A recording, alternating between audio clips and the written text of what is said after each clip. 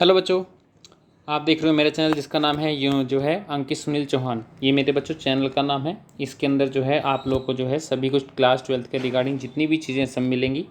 Accounts और economics के जो है फुल टू जो जितने भी नोट्स होते हैं, जितने भी कॉन्सेप्ट होते हैं, वो आपको एक एक वीडियो में अलग अलग बने हुए तैयार हैं, मिल जाएंगे।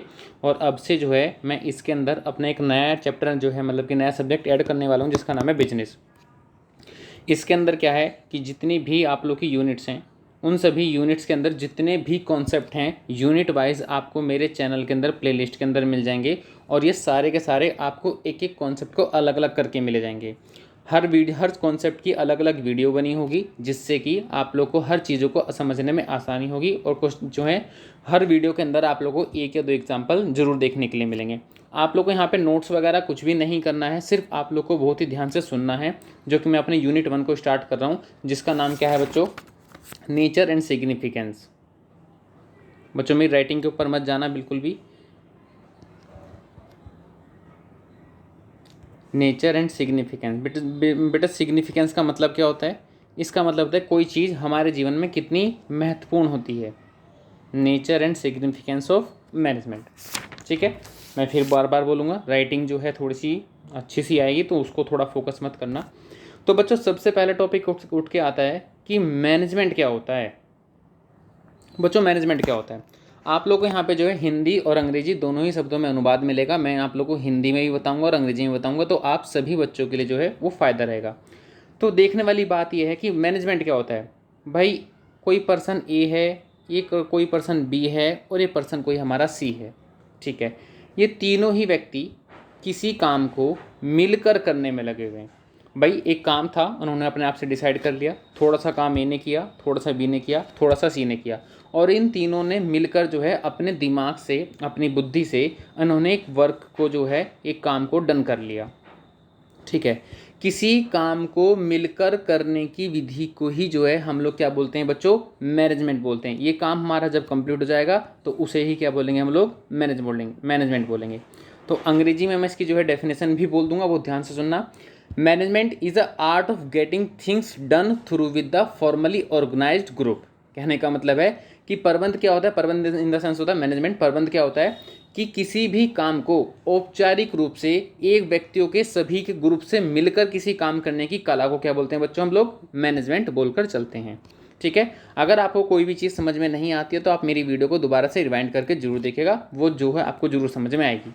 इस एग्जाम्पल से जो मैंने यहाँ पे लिखा है इससे आपको बहुत कुछ सीखने के लिए मिलेगा कि अगर कोई भी अलग अलग व्यक्ति किसी भी काम को मिलकर करते हैं और वो काम हो जाता है, हो या ना हो डजेंट मैटर, अगर काम को मिलकर करते हैं, उनके अंदर भावना है एक दूसरे की हेल्प करने की, तो वो क्या कहलाता है, मैनेजमेंट कहलाता है। बच्चों मैं एकदम से आप लोगों को हाई प्रोफाइल नहीं बना पाऊंगा, आप लोग को थोड़ा सा समय देना पड़ेगा मेरी यूट्यूब की वीडियो के अंदर, और जो है आपको हर चीज़ समझ में आएगी। ठीक है बच्चों, ये दो चीज़ें होती हैं। एक टॉपिक हो गया मैनेजमेंट क्या होता है, वो हमने देख लिया। एक होता है बच्चों हमारा इफेक्टिव, एक होता है बच्चों इफेक्टिवनेस, और एक होता है बच्चों हमारी इफिशिएंसी। ठीक है, इफिशिएंसी हमारी कार्य कुशलता होती है कि हम किसी काम को कितने अच्छे तरीके से, कितनी अच्छी तरीके से कर सकते हैं कि हमें उसका ज़्यादा से ज़्यादा बेनिफिट मिले। इफेक्टिवनेस होता है कि हम उस काम को कैसे कर रहे हैं। ठीक है, इफेक्टिवनेस होता है कि हम कि अगर कोई काम कर रहे हैं तो काम को करते समय हम कितना टाइम ले रहे हैं उस काम को करते समय। ठीक है, अब अगर हमने सोच लिया कि भाई हमें 12th जो है एक ही साल में पास करनी है एट एनी कॉस्ट, चाहे ट्यूशन 1 लगाना पड़े, चाहे ट्यूशन हमें 5 लगाना पड़े, हमें 1 साल के अंदर अपनी क्लास 12th पास करनी ही है। वो हमारा टारगेट हो गया। समय, जिस चीज़ के अंदर हम अपनी समय को यानी कि जो है टाइम को मैनेज कर लेते हैं उसको बोलते हैं बेटा हम इफेक्टिवनेस। और इफ़िशेंसी होती है कि किसी काम को करते वक्त हमने उसमें कम से कम खर्चा करके हमने उससे मिलने वाला जो प्रॉफिट था हमने पूरा पूरा कमाया। इसमें आता है बेटा आपका कॉस्ट कॉन्सेप्ट। ठीक है, मैं दोबारा बता देता हूँ। इफेक्टिवनेस क्या होता है, किसी चीज़ को, किसी कार्य को कर रहे हो तो उस कार्य को करने में आपको टाइम ज़्यादा नहीं लगना चाहिए, that's called efficiency, sorry effectiveness. और इफिशेंसी क्या होता है बच्चों, अगर आप कोई काम कर रहे हो तो काम करते समय उसकी कॉस्ट पर भी ध्यान रखोगे। अगर आप कहीं घूमने जाते हो, ठीक है, और आपको जो है एक टारगेट सेट करना है भाई कि भाई मुझे वहाँ पे जाना है, चाहे मुझे ओला से जाना हो, चाहे मुझे कार से जाना हो अपनी पर्सनल से, चाहे मुझे मेट्रो से जाना हो, डजेंट मैटर, हमें टाइम पे पहुँचना है। लेकिन इफ़िशेंसी का मतलब है कि हम किसी ऐसे साधन को यूज़ करके चलें कि जिससे कि हमारी कॉस्ट ज़्यादा ना आए और हमारा काम भी टाइम पे हो जाए। तो कुल मिला के मैनेजमेंट क्या चाहता है कि ये दोनों ही चीज़ें उसके पास में हो, कि कॉस्ट भी ज़्यादा खर्च ना हो और उसका काम भी समय पर हो जाए। इस पूरी प्रोसेस को क्या बोलते हैं हम? Effectiveness and efficiency. I hope so बात समझ में बच्चों आप लोग को आ गई होगी। नेक्स्ट चलते हैं कि जो मैनेजमेंट होती है उसके करेक्टरिस्टिक कैसे होते हैं, यानी कि उसकी कौन कौन सी विशेषताएं होती हैं। ठीक है, तो फीचर्स पढ़ते हैं। तो पहला कहता है कि जो मैनेजमेंट होता है वो गोल ओरिएंटेड होता है बच्चों। गोल ओरिएंटेड प्रोसेस मतलब कि उसका जो कार्य होता है, जिस दिशा में उन लोगों ने अपने काम को कर रखा है, जो उन्होंने अपने बिजनेस का जो है गोल अचीव करने के लिए रखा हुआ है, उस गोल को अचीव करने की एक ही प्रोसेस, यानी कि एक ही हमारा ध्यान होना चाहिए, उसी प्रोसेस को बोलते हैं गोल ओरिएंटेड प्रोसेस। हमारा उस जो है, जो हमने सोच कर कोई काम कर रहे हैं, उस सोचे हुए जो काम है वो टारगेट से हमें अपना ध्यान नहीं भटकना चाहिए।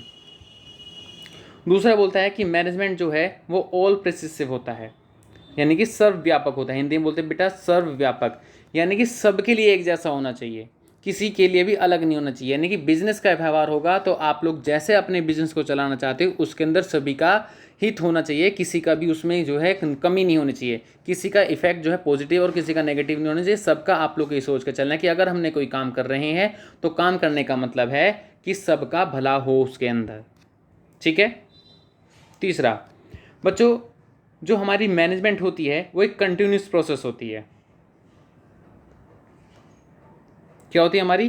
कंटिन्यूस प्रोसेस होती है। कंटिन्यूस प्रोसेस का मतलब क्या होता है कि ये नहीं कि आज सोच लिया और कल भूल गए।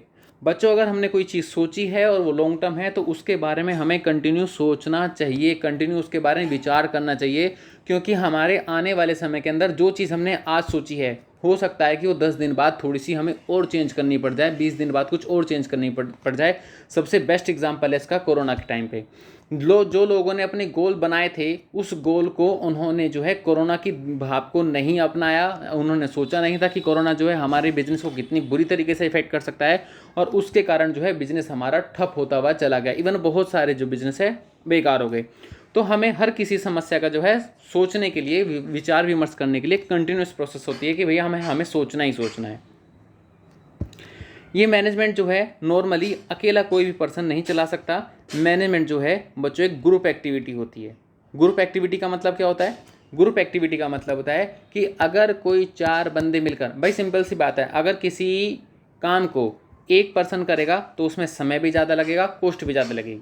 लेकिन अगर वही काम आपस में कोई, जैसे कि बड़ा काम है, 2 या 2 से अधिक या 3, 4, 5 बंदे मिलकर करते हैं तो बोल दूँ टाइम भी कम लगेगा और एक पर्सन के मुकाबले कॉस्ट भी कम लगेगी। अब आप बोलोगे सर जहाँ पे एक पर्सन को सैलरी दी जा रही थी वहाँ पे 4 बंदों को सैलरी देंगे, तो बच्चों सबसे बड़ी बात ये भी तो देखो कि आपका समय बच रहा है। अगर आप उस एक पर्सन कोई काम करता है, वो काम जो है 10 दिन में करेगा, तो बोल दूं 4 बंदे उसी काम को 2 दिन के अंदर ख़त्म कर देंगे। तो अब आप लोग उस हिसाब से सोचो कि जो है आप लोग का फ़ायदा होगा या नुकसान होगा।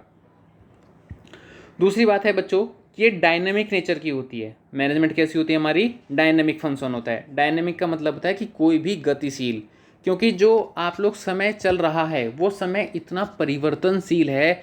चाहे आप लोग अपने फैशन को ही देख लो, डेली मार्केट में नई ड्रेस आ जाती है, डेली मार्केट में एक नया फ़ोन आ जाता है, डेली मार्केट में एक नई बाइक आ जाती है, हर टेक्नोलॉजी उसके अंदर लेस होती है। कभी ट्यूबलेस टायर आ जाता है तो कभी इसमें हॉर्न जो है हेडलाइट वाला ऑप्शन गायब हो जाता है। मतलब टाइम टू टाइम आपकी टेक्नोलॉजी इतनी चेंज हो रही है कि अगर आप अपनी टेक्नोलॉजी के अकॉर्डिंग आपने अपने बिजनेस को नहीं चेंज किया तो आपका बिजनेस आने वाले समय के अंदर जरूर ठप हो जाएगा।